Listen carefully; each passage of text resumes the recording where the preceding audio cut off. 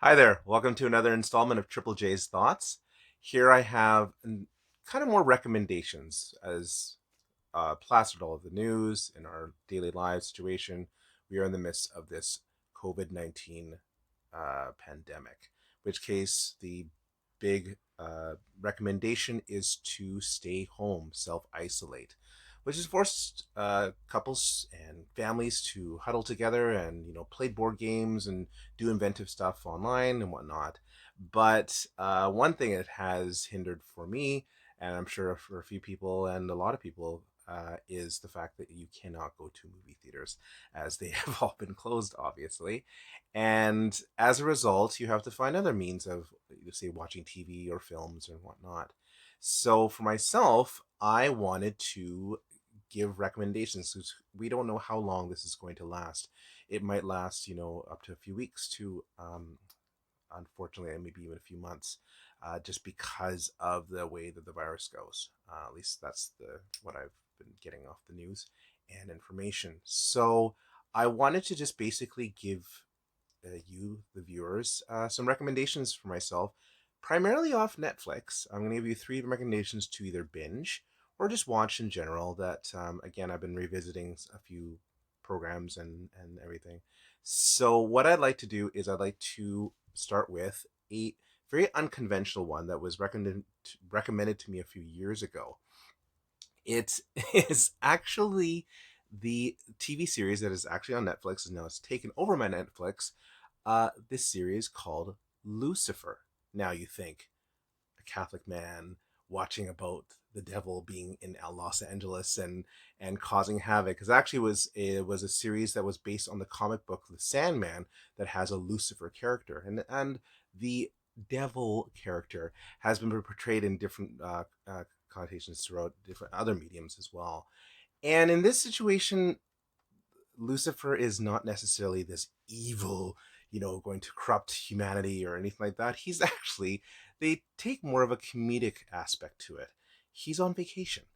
And you find out as you watch the series, it's actually kind of layered over a police procedural, but the core of the actual series doesn't doesn't necessarily glorify the idea of evilness and corruption or anything. It's actually played in a very um, modern way in terms of he goes to a therapist, for instance. He gets his unique bond with a police detective and everything, solves crimes, uses his influence and power to um, find very unique ways. Now, again, the Lucifer, or I'll just say Lucifer character, is does have his quirks of certain innuendos and certain behaviors that obviously is not not a good way of looking at it. But at the same time, he does have this charm to him.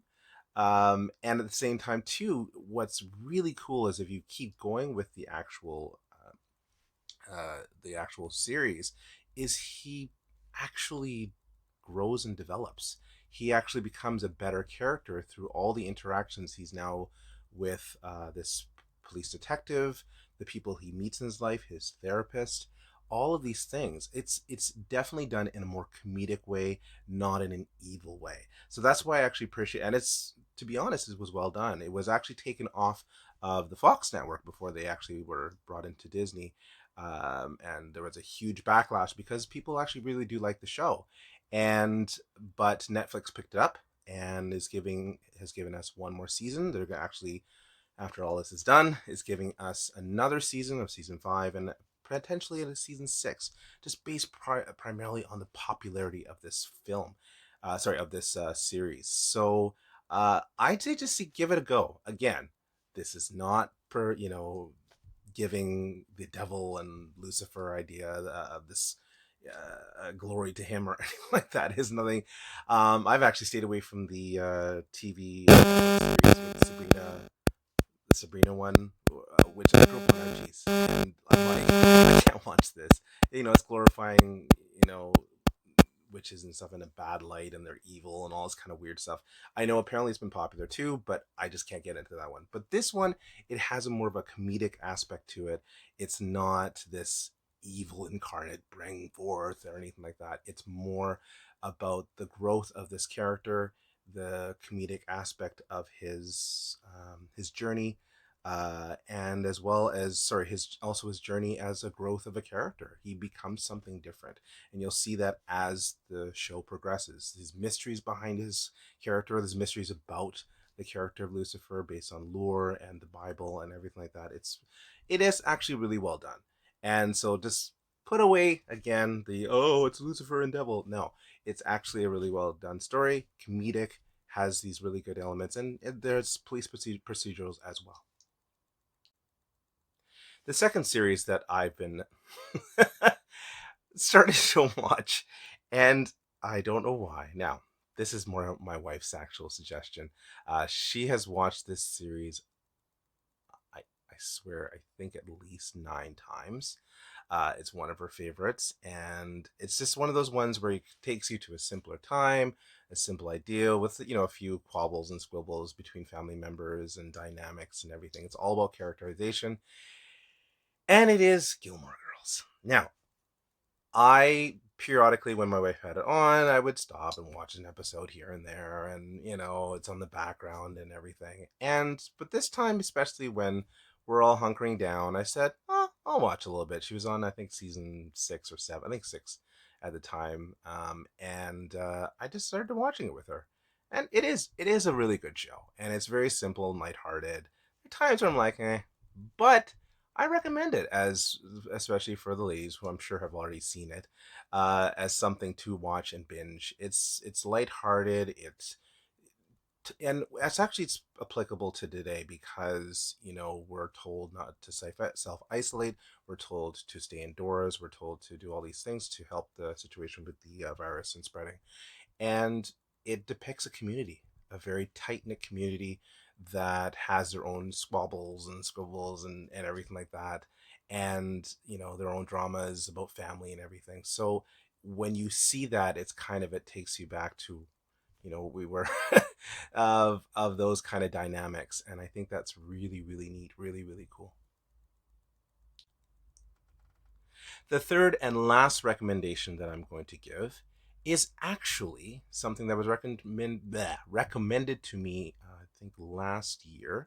I was actually in Edmonton doing an opera, and it was, which is very popular now, is Kim's Convenience. My wife and I have been watching it nonstop for almost a year. We obviously started from the beginning all the way up to the last episode just recently, and it's hilarious. It's very, very funny. It takes place in Toronto. I even recognize a lot of spots in my area. I think, you know, not spoiler. Side note, my wife had a fun situation. She takes a tap class, and she was going to her tap class and doing her stuff. And this lady says, "Oh, can you excuse me for a second?" And she looked up, and it was the wife, Mrs. Kim, who lives in the area. I mean, that's how tight knit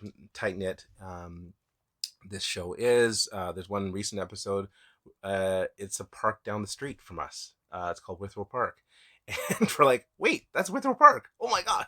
They're playing soccer and everything. I mean, there's this kind of like, "Oh, it's Toronto," and it's usually takes place during the summer or fall time frame when times they film it. So it's very lighthearted. It takes you back and everything. It's very funny. Mr. Kim can't say enough. His antics and the idea of the different cultures trying to mingle into the modern day and everything, and taking all those kind of situations. And the characters are beloved and easy to follow. Simple, easy, but it's very, very funny. Um, and I would really highly recommend it. It is on Netflix. I believe it's the first 2 seasons are on Netflix. Maybe no, I think it's now 3. No, 3 seasons are on Netflix. They're on their 4th season now. But have a gander. It's on Netflix. You can binge through it. They're just 20-minute segments, like a half an hour show. But they're fun. They're really really fun. So again, this is another recommendation of mine. So, in conclusion, these are three recommendations I can give you in terms of just binge watching.